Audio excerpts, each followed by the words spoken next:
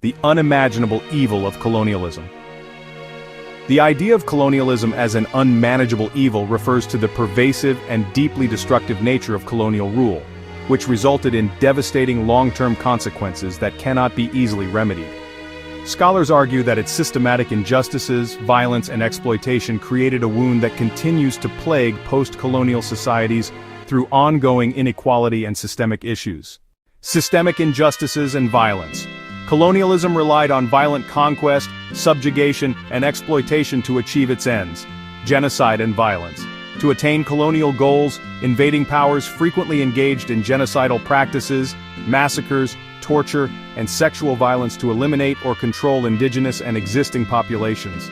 Land theft and resource plunder. Colonizers seized indigenous lands and extracted natural resources for the benefit of the motherland.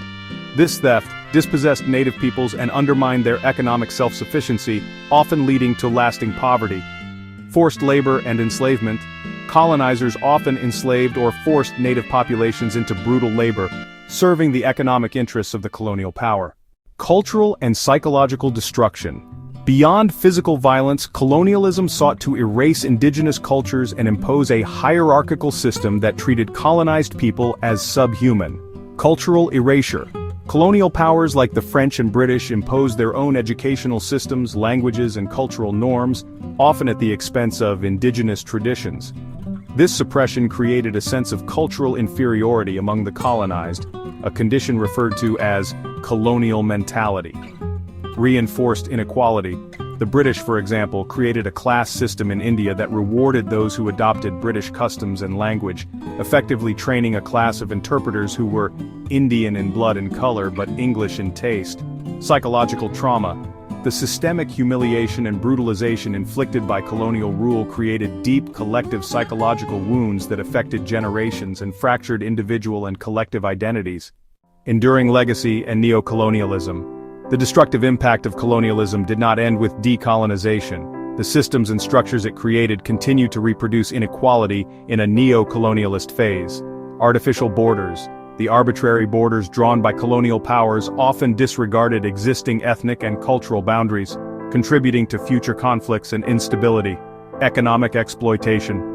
Many former colonies were deliberately underdeveloped to serve as resource providers for their colonizers. This legacy of extraction-based economies has hindered the long-term prosperity of many post-colonial nations, perpetuated poverty. As political scientist Crawford Young found regarding African colonies, tax burdens on native populations far exceeded reciprocal investments in public services, trapping generations in cycles of poverty. The myth of colonial benefits. Arguments that downplay the evil of colonialism by pointing to infrastructure or technology introduced by colonizers are widely refuted by post-colonial scholarship. Many scholars argue that these so-called benefits serve the colonial administration, not the colonized people, and fail to compensate for the systematic destruction of life, culture, and resources.